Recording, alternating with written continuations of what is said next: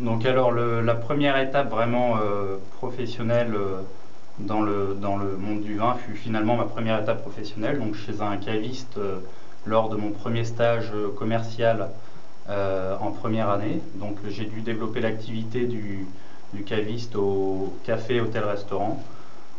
Donc c'est vraiment la première étape qui m'a marqué, qui m'a donné envie de continuer, d'aller voir un peu plus loin ce qu'était le domaine du vin. Ensuite, j'ai eu l'opportunité donc de faire une année de césure entre ma deuxième et ma troisième année, en Floride, dans une société d'importation de vin. Donc j'importais du vin français et je distribuais également du vin du monde entier. Donc comme un agent commercial, finalement, j'avais un secteur qui m'était attribué. Et donc là, c'était une belle manière d'appréhender le commerce du vin. Donc ce fut vraiment mon expérience vraiment longue, ma première expérience longue. Et puis à la sortie de mon école, donc de l'ESC, en juillet 2008, le groupe Musée du Vin Paris m'a proposé de lancer leur nouvelle filiale de négoce de vin, le Grand Terroir des Échansons de France. Puis m'en a confié donc la direction à partir de janvier 2009. Donc le musée du vin, c'est un groupe et un musée également qui a été fondé en 1984, donc il y a 26 ans. Et donc le musée du vin, lui, regroupe des celliers du XIVe siècle en plein 16e arrondissement de Paris, donc c'est vraiment un lieu très atypique, très intéressant à découvrir. Donc une grosse partie événementielle avec les entreprises et également des particuliers. Le groupe Musée du Vin Paris, c'est également une propriété viticole dans le sud-ouest à Gaillac, vers Toulouse. Une propriété viticole de 62 hectares dont le Grand Terroir des Échansons de France s'occupe exclusivement. Donc au sein du Grand Terroir des Échansons de France, donc on est société de négoce, donc on assure d'une part la production et la commercialisation exclusive des vins du Château Lavastidier, et d'autre part on achète également des vins de la France entière qu'on revend aux cavistes, aux restaurateurs, aux particuliers, à l'export. Voilà un petit peu donc la mission de la société de négoce. Ensuite, mon poste à proprement parler, c'est de la direction générale, mais finalement qui touche à beaucoup de choses, puisqu'on n'est que 4 à travailler dans cette filiale, donc on touche un petit peu à tout. Aussi bien donc de s'assurer du bon suivi de la production des vins du Château Lavastidier que du sourcing d'autres vins, de l'achat, de la négociation des prix, de la commercialisation en développant donc les réseaux de distribution, en recherchant de nouveaux partenaires commerciaux, de nouveaux distributeurs. Voilà, c'est assez varié, c'est ce qui est passionnant.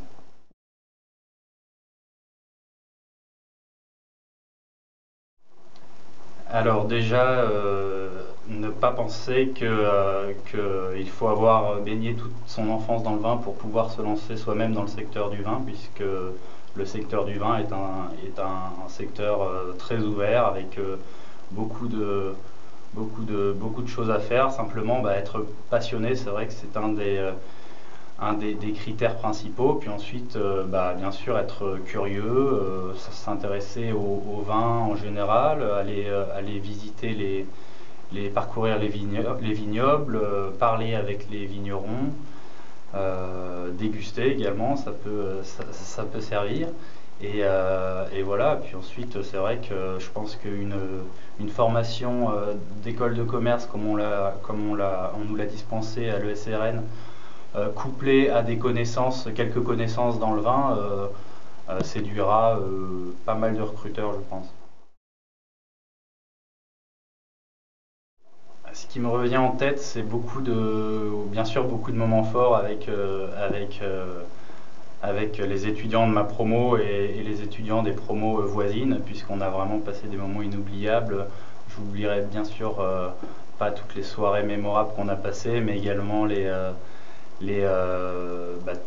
tous les projets qu'on a menés ensemble. L'ESC, moi, ça m'a permis également de découvrir l'Allemagne en Erasmus pendant 6 mois. Ça m'a permis de vivre également un an en Floride et découvrir vraiment le commerce du vin. Donc j'en garde que des bons souvenirs.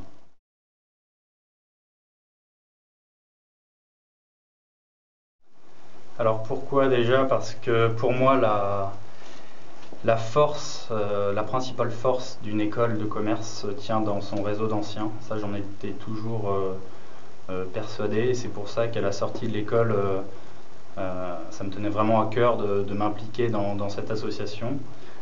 Je pense que l'avantage d'un réseau d'anciens, c'est de pouvoir justement profiter de l'expérience de chacun. Donc c'est vrai que quand le bureau des alumni a lancé l'idée de créer des clubs d'œnologie dans plusieurs villes de France, j'ai pas hésité une seconde. C'était le moyen de justement apporter ma pierre à l'édifice tout en restant dans le secteur du vin.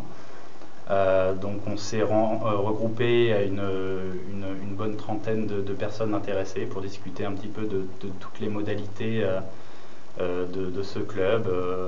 Et de là sont nés les millésimés de Rennes.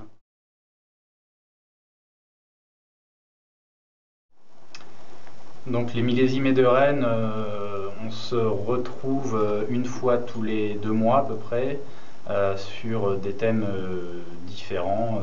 On en avait défini 5 ou 6 à l'avance, mais bon, maintenant on va bientôt arriver au bout, donc on va devoir en trouver de nouveaux. Mais donc on se retrouve à une petite quinzaine pour pas être trop nombreux afin que ce soit le plus interactif possible.